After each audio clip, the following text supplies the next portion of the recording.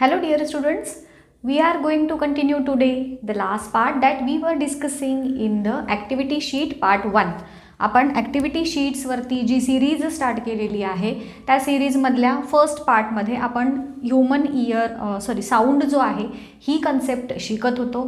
या साऊंड कन्सेप्टमधल्या ज्या initial concepts आहेत जसं की साऊंड काय असतो ॲक्च्युली, साऊंड प्रोड्यूस होण्यासाठी काय काय कंडिशन्स लागतात, त्यानंतर साऊंडशी रिलेटेड काही टर्मिनॉलॉजीज आपण बघितल्या की ज्या तुम्हाला तुमच्या ॲक्टिव्हिटी शीटमध्ये दिलेल्या आहेत.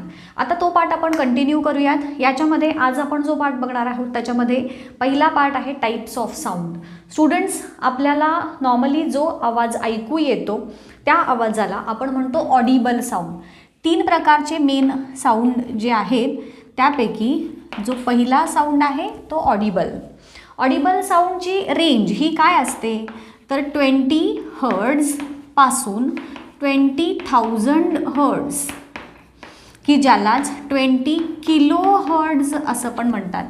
तर ह्याच्यापेक्षा म्हणजे 20 हर्ट्जपेक्षा जास्त ज्याची फ्रिक्वेन्सी आहे 20 हर्ट्ज फ्रिक्वेन्सी, ह्याचा अर्थ काय की 1 सेकंदाला 20 व्हायब्रेशन्स होत असतात. 20,000 हर्ट्ज फ्रिक्वेन्सी म्हणजे 1 सेकंदाला 20,000 व्हायब्रेशन्स होत असतात. सो ज्या साऊंडची फ्रिक्वेन्सी 20 हर्ट्जपेक्षा जास्त आहे आणि 20,000 हर्ट्जपेक्षा कमी आहे याला म्हणायचं ऑडिबल साऊंड. आता या ऑडिबल साऊंडच्या रेंजच्या बाहेर 2 प्रकारचे साऊंड असतात. एक असतात इन्फ्रा साऊंड की ज्याची फ्रिक्वेन्सी असते लेस दॅन 20 हर्ट्ज. 20 हर्ट्जपेक्षा ज्याची फ्रिक्वेन्सी लेस आहे त्याला म्हणायचं इन्फ्रासोनिक साऊंड. आणि तिसरा जो प्रकार आहे तो आहे अल्ट्रा साऊंड, ज्याची फ्रिक्वेन्सी असते ग्रेटर दॅन 20,000 हर्ट्ज.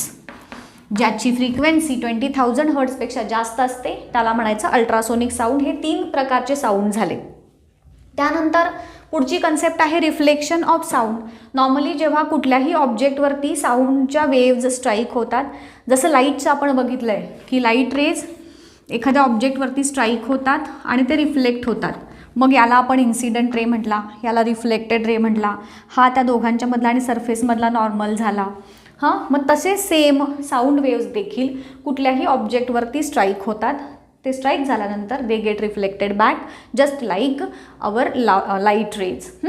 आता ह्या रिफ्लेक्शनमध्ये परत ह्या 2 कन्सेप्ट येतात. पहिली आहे रिव्हर्बरेशन आणि दुसरा आहे इको. रिव्हर्बरेशन या कन्सेप्टचं मिनिंग काय आहे, तसंच इको ह्या काय म्हणतात आणि ॲक्च्युली रिव्हर्बरेशन आणि इको यांच्यामध्ये काय डिफरन्स आहे ते सांगणारे एकदम शॉर्टमध्ये मी तुम्हाला इथं मेन्शन करते किंवा एक्सप्लेन करते. रिव्हर्बरेशन म्हणजे काय असतं तर persistence of sound due to repeated reflection.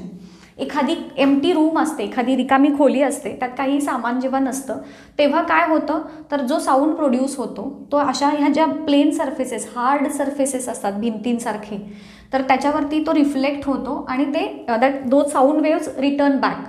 आणि मल्टिपल कंटिन्युअसली साऊंड ॲब्झॉर्ब करणारे जे बॅड काय म्हणत गुड साऊंड जे ॲब्झॉर्बर्स आहेत ते ॲब्सेंट असल्यामुळं रिकाम्या खोलीमध्ये जो साऊंड प्रोड्यूस होतो तो सगळ्या बाजूंना स्ट्राईक होऊन परत रिफ्लेक्ट होतो आणि त्यामुळं गोंधळात टाकणारा जो साऊंड तयार होतो त्याला म्हणायचं रिव्हर्बरेशन. आणि इको म्हणजे काय असतं तर रिपिटिशन ऑफ साऊंड. साऊंड पुन्हा पुन्हा प्रोड्यूस होणे रिफ्लेक्शन झाल्यानंतर एखाद्या सरफेसवरती रिफ्लेक्ट होणार, परत येणार आणि त्या रिफ्लेक्शन ऑफ साऊंडमुळं जो रिपीट होतो त्याला म्हणायचं इको. सो रिव्हर्बरेशन म्हणजे काय आहे, reverberation is nothing but persistence of sound. म्हणजे आवाज घुमल्यासारखा क्लिअर ऐकू येत नाही त्याला म्हणायचं रिव्हर्बरेशन. आणि इको म्हणजे रिपिटिशन ऑफ साऊंड, पुन्हा पुन्हा त्याची पुनरावृत्ती होते त्याला म्हणायचं इको. हे 2 फरक झाले. रिव्हर्बरेशन आणि इको ह्यांच्यामधला फरक तुम्हाला कळाला असेल. रिव्हर्बरेशनमध्ये साऊंड क्लिअर येत नाही, इकोमध्ये साऊंड क्लिअर आला तरी तो पुन्हा पुन्हा रिपीट होतो. हा फरक आहे. त्यानंतरची पुढची कन्सेप्ट आहे सोनार. याचा लॉंग फॉर्म तुम्हाला माहीत आहे, that is sound navigation and ranging.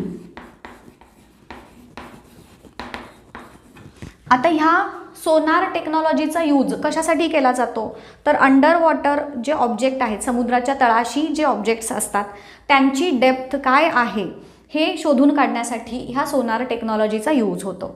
इथं तुम्हाला जे चित्र दिसतंय, या चित्रामध्ये तुम्हाला काय दिसतंय की तो जो शिप आहे त्या शिपपासून त्याच्या बेसला, त्याच्या एंडला एक साऊंडचे प्रोड्यूस करणारं एक इन्स्ट्रुमेंट आहे, अल्ट्रासोनिक साऊंड प्रोड्यूस करणारं एक इन्स्ट्रुमेंट. त्याच्यातून त्या वेव्ज रिलीज झाल्या, त्या सरफेसवरती जाऊन जेव्हा स्ट्राईक होतील त्यानंतर त्या रिफ्लेक्ट होणार. रिफ्लेक्टेड वेव्ज कलेक्ट करणारा एक रिसिव्हर असतो. आता हा ज्या वेव्ज त्या इन्स्ट्रुमेंटमधून निघून रिफ्लेक्ट होऊन परत रिसीव्ह होण्यासाठी जेवढा वेळ लागलेला आहे तो वेळ आपण नोट डाऊन करतो. त्यानंतर हा साऊंडची व्हिलॉसिटी आपल्याला ऑलरेडी माहीत असते. सो व्हिलॉसिटी आणि टाईम ह्या दोन गोष्टींचा यूज किंवा ह्या दोन गोष्टी कळाल्यानंतर आपण एखाद्या ऑब्जेक्टचं डिस्टन्स हे काढू शकतो. डिस्टन्स, व्हिलॉसिटी, टाईम ह्यांच्यामधलं कोरिलेशन सांगणारा फॉर्म्युला आपल्याला माहीत आहे की velocity is equal to distance upon time. मग डिस्टन्स कव्हर केलेलं डिस्टन्स जे आहे ते आपण व्हिलॉसिटी इंटू टाईम ह्यांचा करून किंवा ह्याचं कॅल्क्युलेशन करून फाइंड आउट करू शकतो. So under water object, sunken ships असतील, समुद्राची खोली किती आहे, ह्या सगळ्या गोष्टी शोधून काढण्यासाठी आपल्याला या सोनार टेक्नॉलॉजीचा यूज होतो. आणि त्यानंतर येतो तो ह्युमन इयर. ह्युमन इयरचं जे स्ट्रक्चर आहे खूप डिटेल तुम्हाला इथं लक्षात ठेवणं एक्सपेक्टेड नाही. फक्त मेकॅनिझम काय होते ह्युमन इयरमध्ये ते लक्षात ठेवा. आपला जो कानाचा पडदा असतो ज्याला आपण टिम्पॅनम किंवा इयर ड्रम असं म्हणतो, हा इयर ड्रम आपल्या मिडल इयरमध्ये असतो. कानाचे 3 मेन आपण सेक्शन्स म्हणूयात. एक आउटर इयर जो बाहेर दिसतो, मिडल इयर आणि inner ear. Outer ear receives the sound waves, conical शेपमुळं ते साऊंड वेव्ज रिसीव्ह होतात.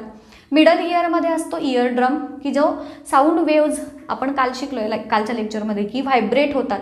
कॉम्प्रेशन आलं की पार्टिकल्स आतल्या बाजूला दबले जातात, रेरिफॅक्शन आले की पार्टिकल्स बाहेरच्या बाजूला रिलीज होतात. मग कॉम्प्रेशन्स, रेरिफॅक्शन असे जेव्हा आपल्या इयर ड्रमवरती स्ट्राईक होतात तर त्यांच्यामुळं तो इयर ड्रम व्हायब्रेट होतो. त्याच्या व्हायब्रेशन्समुळं साऊंड वेव्ज कलेक्ट केल्या जातात. Then these sound waves are sent to inner ear. Inner इयरमध्ये कॉक्लिया नावाचं स्नेलच्या जो शेप आहे त्याच्या शेपचं एक स्ट्रक्चर असतं. त्या कॉक्लिया किंवा त्या इनर इयरला कनेक्टेड असतात ऑडिटरी नर्व्ज. ऑडिटरी नर्व्ज ह्या आपल्या ब्रेनला कनेक्ट असतात आणि मग ते जे काही साऊंड वेव्ज आपल्या कानांवरती पडल्या त्या वेव्हचं कन्व्हर्जन केलं जातं इलेक्ट्रिकल सिग्नल्समध्ये वाया दीज ऑप्टिकल नर्व्ज आणि मग तिथून ते आपल्या ब्रेनकडे पाठवले जातात आणि मग ब्रेन त्या माहितीचं इंटरप्रिटेशन करतो आणि मग आपल्याला कुठलाही साऊंड आहे त्याची जाणीव होते. हे झालं आपल्या ह्युमन इयरचं स्ट्रक्चर. आणि स्टुडंट्स, एक महत्त्वाची सूचना की तुम्हाला जर ह्या कृतीपत्रिकेमध्ये जे काही क्वेश्चन्स दिलेत त्याची प्रॉपर आन्सर्स हवी असतील लिहिण्यासाठी तर मी माझ्या टेलिग्रॅम चॅनलवरती ते क्वेश्चन्स आणि आन्सर्स अपलोड करत आहे. टेलिग्रॅम चॅनलची लिंक तुम्हाला खाली डिस्क्रिप्शन बॉक्समध्ये मी देत आहे, ती यूज करा. टेलिग्रॅम चॅनलला जॉईन व्हा आणि मग तुम्हाला त्याचे आन्सर्स हे मिळू शकतात. बिकॉज तुमचं मॅक्झिमम जे मार्क्स आहेत हे जे तुम्ही आन्सर शीट्स सॉल्व करणार आहात त्याला प्रॉपर मार्क्स असणार आहेत आणि ते जितकं छान व्यवस्थित लिहाल तितकं तुम्हाला चांगले मार्क्स ह्याच्यावरती मिळतील. सो हे मार्क्स तुम्हाला जर प्रॉपर मिळवायचे असतील तर त्याच्यासाठी गायडन्स हा मी नक्कीच करेन तुम्हाला. ओके, सो आजच्या लेक्चरमध्ये आपण इथंच थांबूयात. नेक्स्ट लेक्चरमध्ये आपण ह्याच्या पुढचा पार्ट घेऊन लवकरच भेटूया.